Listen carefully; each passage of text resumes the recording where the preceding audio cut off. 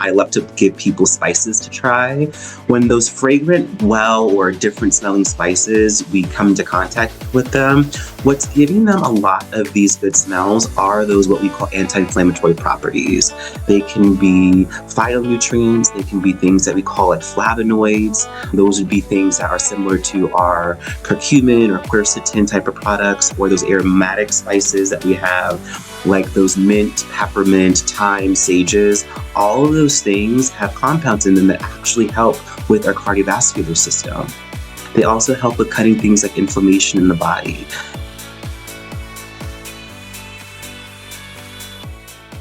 This is Katana Abbott, and I want to welcome you to Smart Women Talk. October is Breast Cancer Awareness Month, and you probably know another woman who's been diagnosed with breast cancer. If you do, please share this show with them. This year, another 300,000 women will be diagnosed with breast cancer, and I'm here to share with you that with early diagnosis, as well as the new treatments and technologies that are available to women today, women have more choices than ever to take charge of their health. And that's why we're going to sit down today with Dr. Mensah, who is an expert in integrative oncology, to explore how patients can truly thrive during breast cancer treatment with therapies like nutrition, lifestyle changes, and mind-body practices, and more. So welcome, Dr. Mensah. I am so excited to have you here. Hi there, Katana. Long overdue for this. So in full disclosure, I have to share with everyone that Dr. Mensah is my doctor. And I was diagnosed in November 2023, so 2 years ago, with invasive ductal carcinoma. It just sounds, they give it the scary name. It was so scary. And I chose to do an alternative route called cryoablation. And no one really knew anything about it. I couldn't find any doctors here in Michigan that could help me, but I knew I had time because it was very early. And Molly McDonald from Pink Fund referred me to you. And you usually don't work with people like me so much, but women in treatment, but you agreed to take me on as a patient. And you were my quarterback through this because today I am 100% cancer-free. And this is beautiful. And I just have to thank you. But I think the most important message I have for women is get your mammograms done regularly. Don't put those off, and take really good care of your body. I always say self-care comes first. And when something like this does happen, then you have to do your research and find a team. You don't have to do this alone. And so your team is your backbone. So you were my quarterback. I thank you for coming here today. Absolutely. So I'm sure the listeners are wondering, what is naturopathic doctors or naturopathic medicine? Absolutely. Yeah. So naturopathic medicine is, I like to call it a bridge between your conventional therapy. So everything that you would see in a hospital, your outpatient facilities with your primary cares, and how all of those things are connected with your natural therapies. So that can be nutrition, lifestyle, that can be nutraceuticals and or supplements, and how all of those things work together. How we differ a little bit is when we're looking at a naturopathic doctor, their philosophy, if you will, is really rooted in treating the whole person. So one thing that you might see when you're researching naturopathic medicine is something called a therapeutic order, about how we stimulate or facilitate the conditions for health, how we encourage the body's own natural processes for healing, how we say from what you're diagnosed with, what parts of your body or organ systems are affected, and how we can really tune into those organs and systems to give you the push that you need to the results that you're looking for. And then, of course, we can say we also have natural therapies for your specific diagnosis. We also have your pharmaceutical therapies for your specific diagnosis and higher force interventions. So that can be things like your surgery, in your case, Katana, cryoablation, and how all of those things on this pyramid in this therapeutic order work together to benefit the patient. I love what you did for me because you gave me a beautiful report, and it was so holistic because It included how I should be eating and what my plate Right. should look like. And it included things like herbs that I could use that actually would help me. And so I've got an Exactly. herb garden now. And then, of course, all the different supplements to reduce the inflammation in the body. And it's been just life changing for me overall. And I know that other women, have they said this to you, that sometimes not only is cancer, breast cancer, a wake up call, but Yeah. there's always a gift in it. Absolutely, especially with breast cancer, it really, and any cancer diagnosis for that matter, it really puts us into the focus of why is my life significant? What is the meaning of my life? Why am I here? What do and who do I love and who loves me back? You know what I'm saying? Yeah. And I think it's really at those, the crux of everyone's identity that's forced into the forefront during those diagnoses. Absolutely. Yeah, absolutely. So, how does this idea of naturopathic medicine or integrative oncology, how does that complement the traditional treatment, which is normally for breast cancer, the lumpectomy, radiation, maybe drug therapy of some sort? How does what you do complement that? That's a very good question. So, when any woman or individual is diagnosed with cancer, or specifically breast cancer for Breast Cancer Awareness Month in our conversation, ideally, oncology is looking for I would call a textbook approach to how to treat cancer. It starts with surgery, chemotherapy, and then radiation. And then after the fact, in that kind of survivorship, you're given some type of hormonal therapy if it's appropriate for you. Our job as integrative oncologists or naturopathic oncologists, really at one level of this, is to help you with the side effects of your treatment. So, how do we heal from surgery? How do we prevent side effects from chemotherapies that can cause things like changes to your hormonal health, diarrhea, peripheral neuropathy, cardiovascular issues? How do we protect the body from radiation that can be continuing cardiovascular issues, shortness of breath and lung disease, and etc. Okay. And then if it's indicated for hormonal positive breast disease, especially, how do we protect you from side effects from ongoing hormonal therapy as you're going through survivorship? So that's really where we are getting you the more bread for your buck there, making sure you're using these natural therapies to target and get you through all the conventional treatment. What have you seen happen with women who are having that treatment, but then they add the natural therapies? That's a good question. So, when we're getting into the nitty gritty of treatment, so a common drug therapy for breast cancer is adriamycin, Cytoxan, and Taxotere. So, what we're looking at with any three of those chemotherapies that are given together, we're looking at cardiovascular effects, we're looking at peripheral neuropathy. So, things that I would be helping women with specifically is one, before we even start that, how is your cardiovascular health to begin with? Things that you want to think about with your cardiovascular health, in addition to stress, is when was the last time that you had your cholesterol checked? When was the last time that you had your blood sugars checked? Do you have a history of high cholesterol or diabetes that runs in your family? Because those things will layer on top of your risk of having worsening side effects with cardiovascular disease during treatment and then after treatment. Get women who may have a history of cardiovascular disease and are going on these treatments. Part of what my job is to make sure, yes, you have breast disease. And at the same time, we also need to make sure these other parts of your health aren't falling to the wayside. Because once you're done with breast cancer, the cardiovascular disease is still going to be there. That transformation really takes place when we're able to equip these women to help navigate and really harness all pieces of their health and bring that really whole person approach to what they're working for.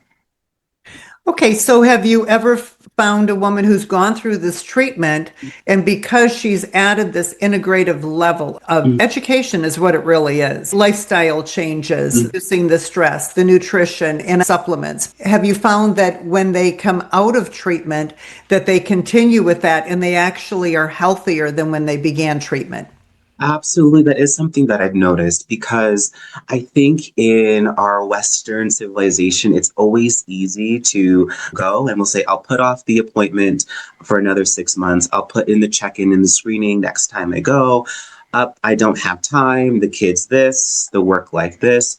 And so a lot of these pieces is getting this work life balance and a health life balance for a lot of these women. And what's happening is once we really get them with this education to say, hey, there are things that you can be doing every single day for your health that might not even look like having to buy supplements. It says in your kitchen, what can I do right now to help me, not just tomorrow, but 5 years down the road? That's really where a lot of the magic happens too. Like eating the greens. Absolutely. And a lot of people fight me on that, but eating Yeah. healthier. Yeah, and because that's really the nutrition that we bring into our body. That's what keeps us functioning and keeps us healthy. Absolutely. So, a lot of the data and research that we have with healthy eating or healthier lifestyles with nutrition, it can be things as getting a Mediterranean diet, a plant based diet, anti inflammatory diets, because we see that these types of nutrition practices drastically lower cardiovascular disease, drastically cut down blood sugar. Also, we're getting in things that are rich in phytoestrogens. It also helps our bodies understand what to do with these hormones down the road and later in life. And doesn't that type of a diet reduce inflammation? 100%, yeah. So, especially when we have a lot of, I love to give people spices to try. When those fragrant, well, or different smelling spices, we come into contact with them, what's giving them a lot of these good smells are those what we call anti-inflammatory properties. They can be phytonutrients, they can be things that we call like flavonoids. Those would be things that are similar to our curcumin or quercetin type of products, or those aromatic spices that we have, like those mint, peppermint, thyme, sages. All of those things have compounds in them that actually help with our cardiovascular system. They also help with cutting things like inflammation in the body. And it's again, these flavonoids in those plants that are giving them the rich smells, the rich colors, that are giving us the bang for our buck in our garden growing, in our harvesting, in what we're picking up from the grocery store. But in addition to the flavor, it's also giving us that added protection to our bodies long term when we're using it consistently. If you are too busy to go shopping and to do all this prep work, you can have the food delivered. They give you the recipe, but they give you the ingredients. So you don't have to try to keep everything in stock. Yeah, And you learn absolutely. how to cook healthier. Because it's one, we're really wanting to create a new lifestyle for patients. So even if it's saying, I feel like making these new recipes are daunting and I don't know where to start, getting a food delivery service is a very easy way because at least the ideas start flowing. So let's say 2, 3, 4 months from now, you're not getting the food delivery service. You already have an idea of what things to keep around in the kitchen to help you with your nutrition goals. And it teaches you how to do all that. So that's wonderful.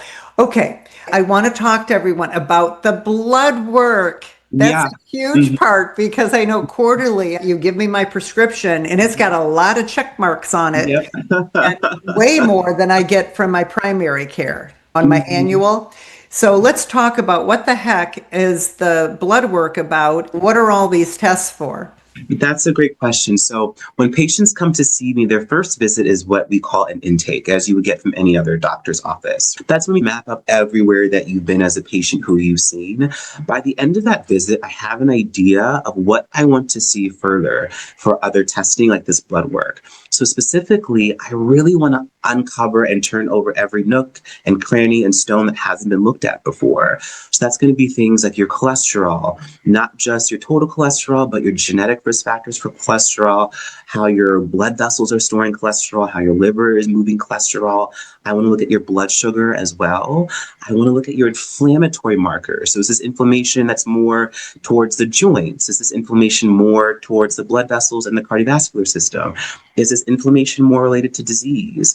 I also want to get a look at your hormones as well, because especially for breast disease, a large component of breast cancers are hormone positive. That's estrogen, progesterone positive. So I want to understand how our body or how your body as a patient is using these hormones to your benefit or not to your benefit, because that's something that's going to come together in a treatment plan as well. And then I'm able to look at all those pieces and say, okay, from the breast disease that you already have, we also see there are these other underlying issues that are all feeding you towards more dysfunction and disease, more than being more in a aligned whole person state. And you explain everything to us where, and when I have my blood work done at my primary, I have all the tests done, but the only time I get a call back if something's out of line, where I really enjoyed going through and finding out where am I improving Please. and explaining, like you said to me, that this test here shows that I don't have cancer in my body. Yeah, so some of the markers that are routinely drawn, especially through your oncologist, we call your CA markers or cancer antigen markers. These range from your CA 15-3, a CA 2729, a CEA, a CA 125, and I believe a CA 199 as well. All of those inflammatory markers are tied to or have a relationship that says, hey, based on this inflammation, one of these types of cancers could be causing this type of inflammation, specifically on this type of blood test. Okay. Oftentimes, when I see women in treatment, like for 15-3 for breast disease or CA 2729, these labs can first start in the thousands for certain people in breast cancer. So, something that is always rewarding that I think for patients, especially when they're going through treatment, is watching those numbers like their CA 15-3 drop again and again as we start that work together and as we're able to get them through treatment. Okay, so let's talk about you do the blood work, right? Yep. And then, so how, as a naturopathic doctor, can you treat it? That's a great question. So, the ways that I use my toolbox, if you will, to help with these issues. Let's start with things like blood sugar. So, breast disease, along with the other cancers, they're heavily metabolically driven sometimes. One thing that I'm always looking at is saying, how is your metabolism, how your body is using fat and sugars to help you or not help you towards your goals? For example, let's say if your fasting blood sugar is fine, which means in a 24-hour period, your sugar looks great, but then you might have an A1C of a 6.2 or a 6.0 even. That doesn't mean that you have diabetes, but that means that your body is storing more blood sugar than the next person that you might see on the road. That will tell me, hey, if we're thinking about our metabolism, how can I cut down this blood sugar to say, I just want the sugar to be geared towards giving you energy versus giving you more inflammation. That will be things like one thing I can say, hey, let's change your diet. I want you to make sure you're getting at least 10 to 12 servings of dark leafy greens or a wide variety of fruits and vegetables a day. Okay. How many servings did you say? 10 to 12, so about 10 to 12 handfuls of fruits My and vegetables. goodness, Yeah, that's a lot of pushback for it. okay. So the leafy vegetables, and then what else were you saying? Yeah, so a wide variety of fruits and vegetables as well. Even getting in things like mixing up things like your berries that have different colors to them. Our vegetables, not only our kales, but our squashes that have different colors to them. Because again, when we're thinking about our food as medicine, a different color in your food means it's a different phytonutrient with a different way to help with inflammation or a different type of antioxidant. We have like red, purples, blues that are more anthocyanins that are geared towards your cardiovascular system. Squashes have like oranges and yellows, and carrots have yellows in it that also have like luteins, right? Lycopene is seen in those more red pigmented types of foods. Something that sometimes people might hear about is like a rainbow diet. It's that wide variety means getting different colors of vegetables in. We're expanding what we're eating on our plate. We get more of those phytonutrients, and those phytonutrients help with things like our blood sugar. For example, something that might taste a little bit sweet would be cinnamon. Cinnamon in your food, cinnamon as a supplement extract has of some data to show that it does help cut blood sugar and help improve your insulin sensitivity. When our body gets sugar, we know exactly what to do with it. You just mentioned sugar twice. I've read that sugar feeds cancer. Is that true? And should we eliminate it? Because the first thing I did when I got diagnosed, I cut out alcohol, sugar, and I cut out carbohydrate because it turns into sugar. I did, like you said, the Mediterranean diet with the vegetables and the protein, and to try to get rid, I didn't want to feed it, in other words. So how important is it to eliminate that sugar? That is such a good question. Depending on who you talk to, you're going to get a very different answer. What I will say, because I want to demystify some information for you all, is sugar is going to feed all of the cells in your body to an extent.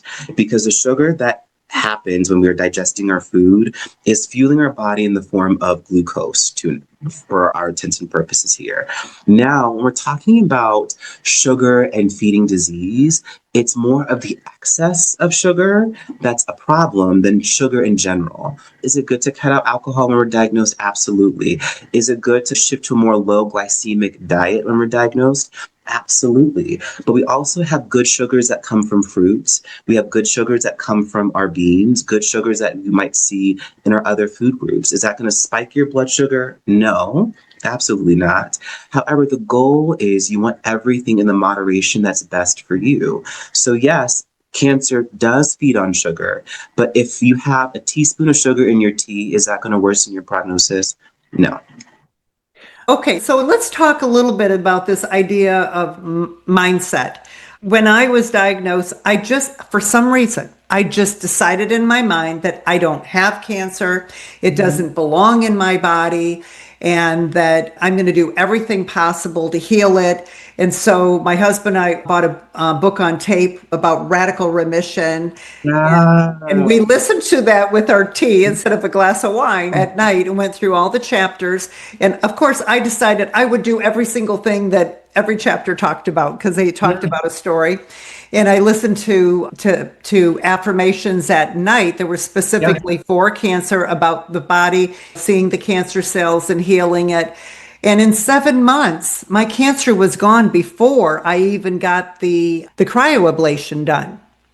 So that blew my mind. I had no idea when he said, let's do another biopsy, that was going to happen. So I'm not saying what I did is what anyone else should do. It just worked Right. for me. But I Absolutely. do think that mindset, because I was even watching a doctor talk about how important the mind is with the DNA, Dr. Bruce Lipton. Hmm. Hmm. How important our mind is rather than being so fearful to be positive and tell our body that it can heal. I think outlook, not only spiritually, emotionally, mentally, is super, super important. So things like mental health in cancer diagnoses is something that often isn't talked about. Anxiety, depression, even other emotions like anger often come up in these diagnoses. And it's so important, one, that patients have a team that they can talk about this with, if it's a therapist, or it's important that they actually start their own gratitude, meditation, affirmation practice that really centers their mind.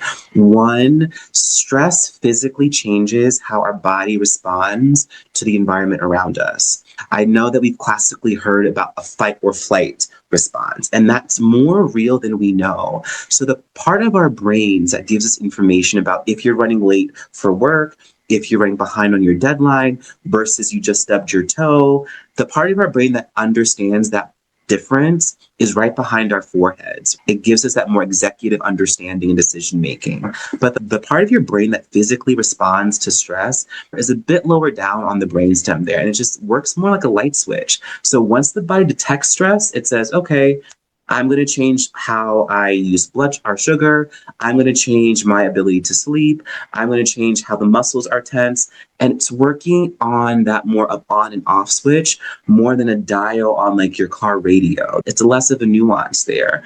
When we're able to really control these things like our stressors in our life, how that improves our outcomes is a lot of patients do report having less pain through their diagnosis and treatment. They also report, one, better sleep, which is super important. They also report a better mental health, as in for their anxiety, depression, etc., which is super important and a big piece in breast cancer diagnoses. Wow. Yeah. So that's why all the hospitals now, it seems that they have the mind, body, spirit Mhm. programs right alongside the traditional treatment because it's so important. Would you like to talk about any of the other therapies or treatments that I haven't mentioned that are available for women when they work with your team? Other things that our team is able to do, something we have a bit of more advanced hormone testing that we're able to give to patients. Why I usually have this for more hormone sensitive types of cases is because once we understand that the cancer itself is responding to estrogen, progesterone, etc., what I want to give patients information about is how your body is processing these hormones in real time. Okay. What that means is estrogen in and of itself is a umbrella term that codes for many different types of smaller estrogens. Estradiol, estriol, estrone, and all of these different hormones are interacting with each other. They're interacting with the body, causing changes in the body, for example. Some of them, if unchecked, lead to inflammation and also disease like breast cancers. Others are more protective to you. So for your brain health, your heart health, your bone density, right? So when women are going through these types of diagnoses, I want them to understand, like saying, hey, hormones are an important piece for your picture. So when we get this lab testing done, we're able to see, hey, all the estrogen your body is making, this much is what's protecting you, this much is what's pushing against you. And we need to flip that scale for you for better outcomes. So is there good estrogen and bad estrogen, or am I just generalizing too much? Yeah, so there are what you can call good estrogens and bad estrogens. They're all estrogens and they're all doing a function in the body, of course. So, for example, there is a 16 or a 16 hydroxyestrone. That's more saying, hey, I'm going to be the gasoline that tells cells to grow and move fast. In of itself, that might not be an issue, especially, let's say, if you're 14, 16, you're going through puberty. Yes, you do need your cells to grow fast because your body is changing rapidly. Okay. Now, if we say, I want that same 16 type of estrogen, and that's going to be super, super high for a woman in her 40s, 50s, 60s, that might not be the best thing because they're no longer growing. But it's keeping it's keeping the cells moving at 60, 70 miles an hour. Those types of conditions can feed and lead into breast disease. Versus you have more of those two type of estrogens or those two hydroxyestrones, right? And they are more protective to your cardiovascular health, for your heart. They're protective to your bone density as you're aging to avoid osteopenia and osteoporosis. They're healthier for your skin, your hair, your nails, those types of pieces. So when I'm looking at a woman's hormonal panel, I'm saying, hey, you have a lot more estrogens that are pushing you towards cells moving quickly than being stable, and less of these cells that are here to protect you, or less of the estrogens that are here to protect you, because it's those estrogens, of course, that are going to say, hey, as I finish treatment, what does my side effect profile look like? Do I have heart disease? Do I have bone density issues? Am I going to have issues gaining and keeping muscle mass, for example? Okay, so there are different estrogens and they do different things in the body. So it's important to have that information as you're going through treatment and after you finish treatment. Okay, so we're talking a lot about the treatment. So what about post-treatment? Yeah. So they're Mhm. through their treatment. Do they keep working with you? I am. I'm working with you because I want to stay healthy and we're still Right. working on things. But like, how does that look? And how do you, because none of us want to ever get that thing back. We want to stay Yeah. healthy. That's a great question. I do see a lot of patients and continue to see them in survivorship, as you will know. What that looks like is it kind of changes from getting you through treatment, and your plan really says, okay, now our goal is to reduce this risk of recurrence and to optimize your quality of life. Depending if you have early stage or late stage type of disease and you get through treatment, there are still things we might need to work on. Absolutely. So someone with early stage disease, they may only really have more of that stress picture and cortisol and blood sugar piece. Other women who've gone through treatment may say, hey, I've been on drugs like doxorubicin, I've been on drugs like Herceptin, and now I have more of a cardiovascular picture that I have to pay attention to. There may be women who says, hey, I have a lot of these aromatase inhibitors. So in addition to my cardiovascular health, I have a bone density picture to look at. Where I come in is wherever they are in survivorship when they finish treatment is charting out their goals for healthy aging moving forward.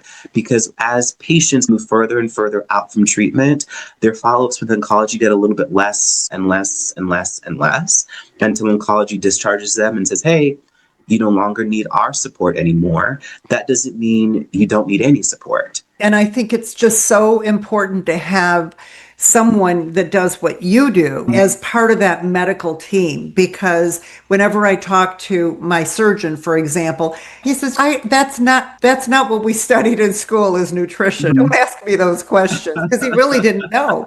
So I Right. had to find someone like you that because all of us are out there doing all this research on the internet, and that's the worst way to try to figure out what supplement you need, for example, because you actually will prescribe. I have a list of what supplements I'm taking. We change them. One of the things that I absolutely loved is the fact that you prescribed me a mushroom powder because I had heard wonderful things about that. So mushrooms, and specifically those polysaccharide extracts from mushrooms that we love the benefit for our health, especially for our immune system, helping with our white blood cells to catch certain types of diseases and all types of diseases rather. Also helping as an adaptogen, so how our body controls stress. Because if we're controlling things like cortisol, it gives us another step forward in how to control things like blood sugar. Absolutely. And then with supplements, a part of my job is to make sure that patients are getting the quality, the efficacy, and the outcomes that they're looking for with supplements. Because as you can clearly see, the supplement industry is a multi-billion-dollar space right now. And anyone who has the resources, the means, the team can open up a supplement company and start selling any type of thing. So really my job is to say, hey, is this effective for you? And if it is it needed for you at this time? And is it safe for you to be taking? Because not all supplements are going to be indicated for every single patient. And I think that's where the pitfall is going on the internet, because everywhere that you look, everyone's going to say you need every single supplement at some point, depending Right. on Google. Like you told me to get off my multiple, which I thought, oh my Exactly. goodness. So that was interesting. And I never gone back to it. Okay. So this has just been so wonderful and uplifting because everyone that is listening or watching today either knows someone Yeah. has been diagnosed or they've had an experience with it in their life. If someone is interested in meeting with your team, what is the best way to make an appointment?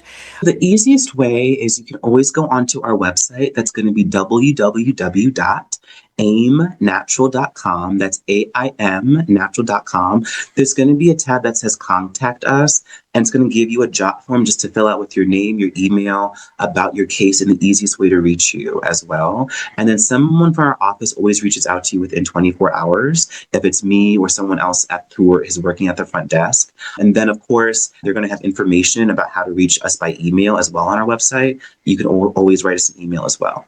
Okay, fantastic. And so I want to close with a smart women tip. What is the tip you'd like to leave for our listeners? The smart woman tip that I would leave with listeners is, if you are diagnosed with breast disease or someone who's diagnosed with breast disease, do not go on a crash diet. Okay? Do not go on a crash diet. Do not say you have to eliminate every single last food that you think is unhealthy for you.